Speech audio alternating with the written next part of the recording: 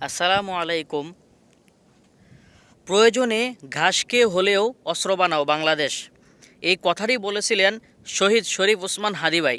এই কথাটির মূল বক্তব্যে যিনি দিয়েছিলেন 1971 সালে ভারতের প্রতিরক্ষা বাহিনীর কথা চিন্তা করে সাবেক প্রধানমন্ত্রী পাকিস্তানের জুলফিকার আলী ভুট্টো উনি বলেছিলেন যে প্রয়োজনে আমরা ঘাস খেয়ে হলেও বেঁচে থাকব, তারপরেও আমরা পারমাণবিক বোমা অস্ত্র তৈরি করব। এই কথাটা আমরা সাধারণ যারা নাগরিক আছি তারা বুঝি, কিন্তু আমাদের দেশের বাংলাদেশের যারা রাষ্ট্রনায়ক তারা কি এগুলো বোঝে না? অবশ্যই এই কথাগুলো তারা বোঝে এবং শোনে, সবই জানে, কিন্তু পশ্চিমা বিশ্বের কাছে, দাজ্জালের কাছে তাদের হাত মুখ পা বাঁধা, বা তারা কোনো কথা বলতে পারে না।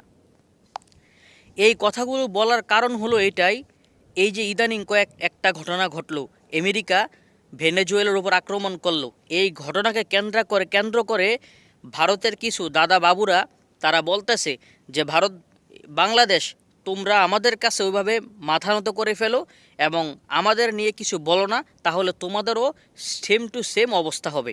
মানে তারা বলতেছে যে আমরা যেন তাদের কাছে মাথা নত করি। এর একটা কারণ, এর আগে 15 বছর কিভাবে আমাদের রাষ্ট্রনায়করা শাসন করছে, স্বৈরাচার শাসন করছে, এর একটা প্রভাব তো আমাদের দেশের মধ্যে আছেই। কিন্তু তারা এত জোরে কথা বলার মূল একটা উদ্দেশ্য হলো আমাদের যত অস্ত্র আমরা বানাই না কেন, ওই অস্ত্র বানানো বা কেনার ক্ষেত্রে সমস্ত বিষয়ে ভারতের অনুমতি প্রয়োজন হয়। এই অনুমতিটা আজ থেকে 16 বছর 15 বছর ধরে চলে আসছে।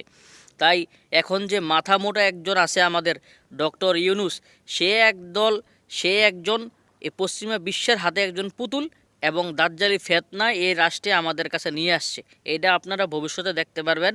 এবং ভবিষ্যৎ একটা বার্তা আমি ছোট মানুষ হিসাবে বলে থাকি, আগামীতে হয়তো কি পুরা 100 থেকে 90% বা 95%ই আছে যারা বিএনপি ক্ষমতায় যাবে, কারণ তারা ভারতের সাথে বিশাল ধরনের চুক্তি আছে।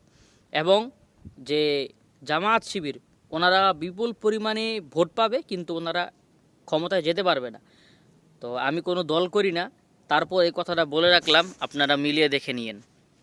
আল্লাহ হাফেজ।